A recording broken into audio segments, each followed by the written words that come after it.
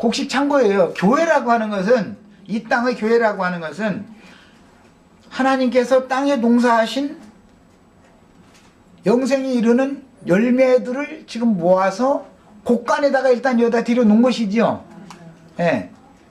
야, 여기는 교회라고 하는 것은 타작마당과 곡간이 같이 있어요. 교회는 타작마당이죠. 교회는 실제 타작마당이라는 것은 육을 입고 있기 때문에 마당에서는 이제 그 번제 제물로 이렇게 드려지고 막 불 살라지고 하는 것이 사실은 이제 그 농사로 비유할 때는 타작되는 거잖아요. 지금 우리 육의 생명 가운데 거듭난 영이 있으니까 여기에서 육이 지금 타작이 돼야 되잖아요. 육의 몸에서 영혼이 완전히 분리돼야 되는 거 아니에요. 땅과 세상에 발 딛고 있는 것은 육이기 때문에 육과 영을 완전히 분리시키는 건 타작한다고 그러잖아요. 탈곡한다 이렇게 말하잖아요. 여기서 이제 교회에서 교회 생활을 통해서는 말씀을 들을 때 한 면에서는 영적인 말씀을 들으니까 영이 온전케 되어지는 곡물로 자라는 면이 있고 알곡으로 되어져가는 면이 있고, 한 면에서는 타작을 하는데 육을 쳐서 자꾸 복종시키게 한다 이거예요. 육을 자꾸 쳐버리게 만드는 것이죠. 이런 일을 겸해서 지금 합니다. 최종적으로 예수 그리스도의 아버지께서 아들에게 주신 그 왕국의 실현인 하늘 보좌가 있는 거룩한 성 새 예루살렘에 들어가는 것은 육의 몸이 완전히 끝나서 몸의 구속을 받은 그 영혼들은 온전케 된 의인의 영들이다 그러는데, 이 영혼들은 곳간으로 완전히 데리고 가는, 비밀의 방으로 완전히 데리고 가는 거예요. 이것은 상징이다. 성경이 표현할 때 이런 것을 성경을 이제 지금 제가 불러준 그런 성경을 일일이 다 찾아서 대조해가면서 읽어요. 어디에서는 왜 곡간이라고 했고 어디에서는 왜 곳간이라고 했을까? 이런 걸 상징적인 표현을 잘 찾아보셔야 되겠어요. 그 다음에 타작마당 이야기는 반드시 노적가리에서 내려서 탈곡을 하는 것이지 밭에 있는 곡물을 타작하는 일은 없죠. 밭에 있는 곡물은 추수 때가 되면 추수하는 사람들을 먼저 보내는데 그 사람들이 먼저 가서 추수꾼들이 할 일은 베내는 일이죠. 그것은 뭐예요? 요한과 같은 사람이 하는 일이다 이거예요. 땅에서 완전히 땅에 속한 생명을 딱 끝나게 만드는 거예요. 베내는 거예요. 단으로 딱딱 묶는 거예요. 그게 요한은 지금 그런 추수꾼으로서의 일을 하고 있다는 걸 알 수가 있는 거예요.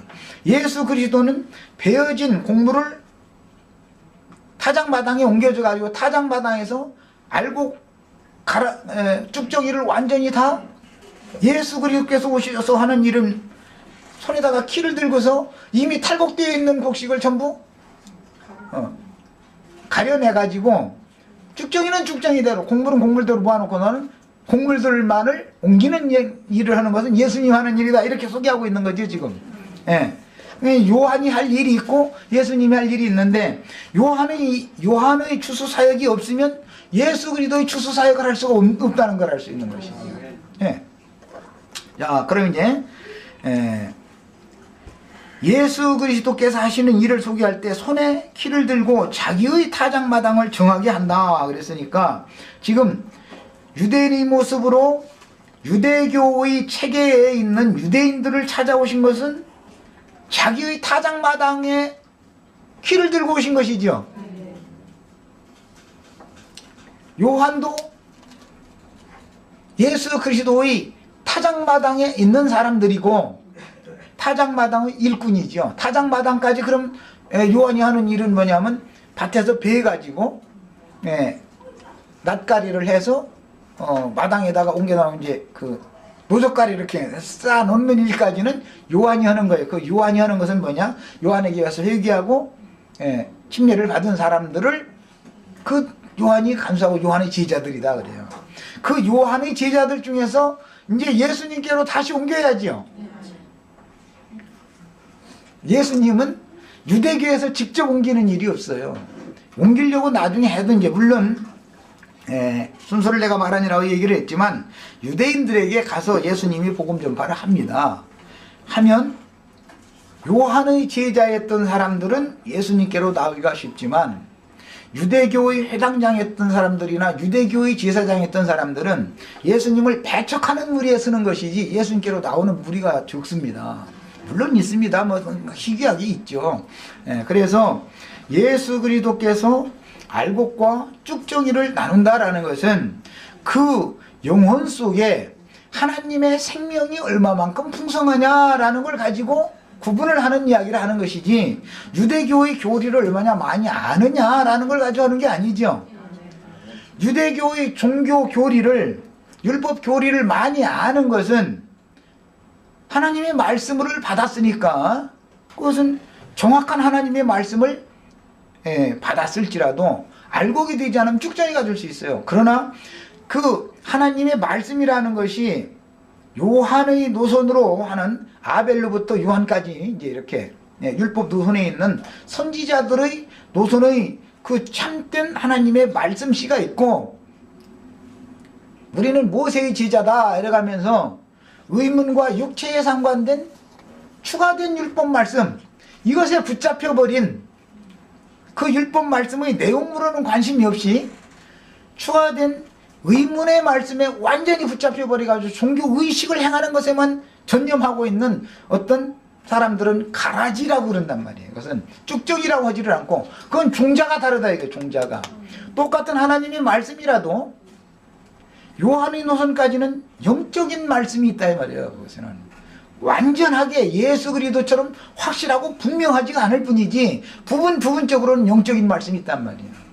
시는 확실한 시겠지만 알곡이 못된 사람들이 많다라는 이제 뜻인 것이고, 문자대로 성경을 해석하고 문자대로 성경을 이해하고 무슨 역사적인 예수 날마다 이거나 붙들고 있고 이런 사람들은 예수를 알되 어떻게 아는 사람? 육체대로 아는 사람, 육체대로 아는 사람, 육체대로 아는 사람들이야. 그 사람들은 예수 그리스도께 나올 수가 없는 사람들이에요. 그래서 이거 사람들은 예수 그리스도의 말씀을 흉내를 내지만 사실은 원근은 종자가 다르다 이거예요. 하나님은 영이기 때문에 당연히 똑같은 말씀을 했어도 영의 말씀을 한 것이지 땅에 속한 문자대로의 말씀을 할 리가 없죠. 절대 그렇게는 않죠.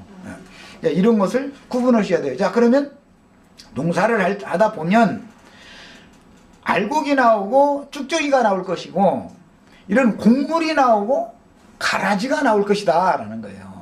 그러니까 이것은 이제 구분을 잘 하셔야 됩니다. 아무 보거나 가라지라고 했어도 안 되는 거고 아무 보거나 쭉정이라고 해서 되는 것이 아니죠. 쭉정이는 여물이 잘 들지 않았다라는 뜻이고 가라지라는 건 종자가 다르다 말이거든요. 종자가 다르다. 예. 영적인 말씀으로 받지 않고 육적인 말씀으로 받았다.